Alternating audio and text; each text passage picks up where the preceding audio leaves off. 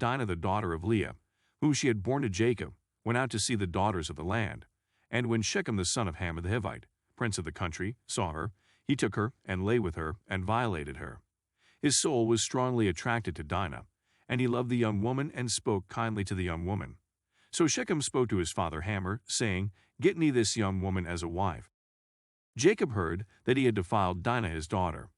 His sons were with his livestock in the field, so Jacob held his peace until they came. Then Hamor the father of Shechem went out to Jacob to speak with him. And the sons of Jacob came in from the field when they heard it.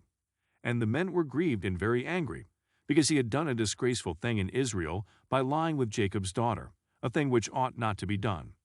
But Hamor spoke with them, saying, "The soul of my son Shechem longs for your daughter. Please give her to him as a wife, and make marriages with us, give your daughters to us, and take our daughters to yourselves. So you shall dwell with us, and the land shall be before you.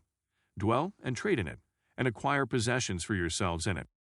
Then Shechem said to her father and her brothers, "Let me find favor in your eyes, and whatever you say to me I will give. Ask me ever so much dowry and gift, and I will give according to what you say to me. But give me the young woman as a wife." But the sons of Jacob answered Shechem and Hamor his father, and spoke deceitfully, because he had defiled Dinah their sister. And they said to them, "We cannot do this thing, to give our sister to one who is uncircumcised, for that would be a reproach to us. But on this condition we will consent to you. If you will become as we are, if every male of you is circumcised, then we will give our daughters to you, and we will take your daughters to us, and we will dwell with you, and we will become one people. But if you will not heed us and be circumcised, then we will take our daughter and be gone." Their words pleased Hamor and Shechem, Hamor's son. So the young man did not delay to do the thing, because he delighted in Jacob's daughter. He was more honorable than all the household of his father. And Hamor and Shechem his son came to the gate of their city, and spoke with the men of their city, saying, "These men are at peace with us. Therefore let them dwell in the land and trade in it. For indeed the land is large enough for them. Let us take their daughters to us as wives, and let us give them our daughters. Only on this condition will the men consent to dwell with us, to be one people. If every male among us is circumcised as they are circumcised, will not their livestock, their property, and every animal of theirs be ours? Only let us consent to them, and they will dwell with us." And all who went out of the gate of his city heeded Hamor and Shechem his son. Every male was circumcised, all who went out of the gate of his city.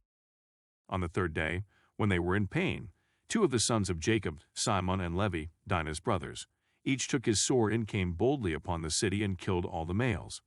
And they killed Hamor and Shechem his son with the edge of the sword, and took Dinah from Shechem's house, and went out. The sons of Jacob came upon the slain, and plundered the city, because their sister had been defiled. They took their sheep, their oxen, and their donkeys, what was in the city and what was in the field, and all their wealth. All their little ones and their wives they took captive, and they plundered even all that was in the houses. Then Jacob said to Simon and Levi, "You have troubled me by making me obnoxious among the inhabitants of the land, among the Canaanites and the Perizzites, and since I am few in number, they will gather themselves together against me and kill me. I shall be destroyed, my household and I." But they said, "Should he treat our sister like a harlot?"